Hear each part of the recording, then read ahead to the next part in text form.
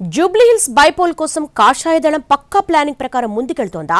అందుకే ఆ leaders star campaigners లిస్టులో చేర్చిందా? కులాల వారి క్యాలిక్యులేషన్స్ తో వాళ్ళు ప్రచార బరిలో దిగబోతున్నారా? పైకి కనిపించకున్నా అంతర్గతంగా కూటమి పార్టీలు ఇక్కడ కూడా కలిసి అడుగులేస్తున్నాయా? ఎవరా స్టార్ క్యాంపెయినర్స్? ఎలా ఉంది కమలం ప్లాన్? జూబ్లీహిల్స్ ఉప ఎన్నిక అన్ని ప్రధాన రాజకీయ పార్టీలకు సవాల్గా మారింది. సిట్టింగ్ సీటు కోసం బీఆర్ఎస్ అధికారంలో ఉన్నాం గనక సత్తా చాటాలని కాంగ్రెస్, గట్టిగా ప్రయత్నించి మన బలమేంటో తేల్చుకోవాలని బీజేపీ పట్టుదలగా ప్రయత్నిస్తున్నాయి. అందుకే అన్ని పార్టీలు వ్యూహాత్మకంగా పావులు కదుపుతున్నాయి.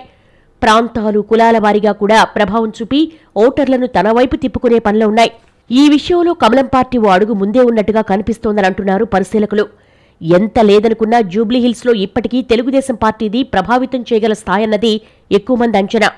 దివంగత ఎమ్మెల్యే మాగంటి గోపీనాథ్ ఇక్కడ తొలిసారి టీడీపీ తరపునే గెలిచారు. పైగా ఇక్కడ ఆంధ్రప్రదేశ్ మూలాలు ఉన్న వాళ్ల సంఖ్య చెప్పుకోదగ్గ స్థాయిలో ఉంది. అందులోనూ కమ్మ సామాజిక వర్గం ఓట్లు గణనీయంగా ఉన్నాయన్నది గతంలో పోలింగ్ లెక్కలు చెప్పిన వాస్తవం. వీటన్నిటినీ దృష్టిలో ఉంచుకొని కమ్మతో పాటు ఏపీ మూలాలున్న ఓటర్లంతా తమ వైపు సాలిడ్ అయ్యేలా చేసేందుకు గట్టి స్కెచ్చే వేస్తోందట బీజేపీ. తమ స్టార్ క్యాంపెయినర్స్ లిస్టులో ఏపీ లీడర్స్, అందులోనూ కులాల సమతౌల్యాన్ని కూడా పాటిస్తూ ఎంపిక చేయడమే ఇందుకు నిదర్శనం అంటున్నారు పరిశీలకులు. పార్టీ అభ్యర్థి గతం కూడా తెలుగుదేశమే కావడం తమకు ప్లస్ అవుతుందన్నది కాషాయ పార్టీ లెక్క. టీడీపీ నుంచి బీజేపీలో చేరిన గరికపాటి మోహన్ రావు, పెద్దిరెడ్డి, చాడా సురేష్ రెడ్డి నామినేషన్ ర్యాలీలో, ఎన్నికల ప్రచారంలో పాల్గొనడమే ఇందుకు నిదర్శనం అంటున్నారు. ఇక ఏపీ నుంచి బీజేపీ స్టార్ క్యాంపెయినర్స్ లిస్టులో పురంధేశ్వరి, సుజనా చౌదరి, మంత్రి Satyakumar Yadav, AP BJP chief Madhav ఉన్నారు. వీళ్ళందరి ఎంపిక వెనుక కొన్ని ప్రత్యేక కారణాలున్నాయట.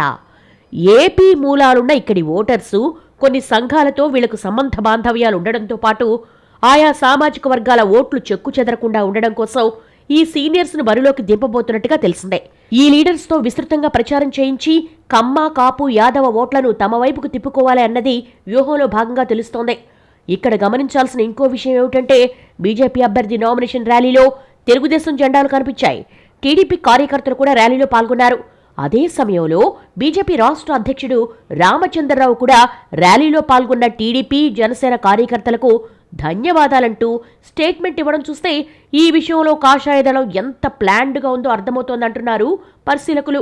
భారతీయ జనతా పార్టీ కార్యకర్తలు, టీడీపీ కార్యకర్తలకు, జనసేన కార్యకర్తలకు అందరూ కూడా నేను పేరు పేరున ధన్యవాదాలు చేస్తూ, పైకి చూడటానికి జూబ్లీహిల్స్ లో బీజేపీ ఒంటరిగానే బరిలో దిగినా ఇక్కడున్న కూటమి భాగస్వామ్య పక్షాల బలాన్ని పూర్తి స్థాయిలో సద్వినియోగం చేసుకోవాలన్న దిశగా అడుగులు పడుతున్నాయి.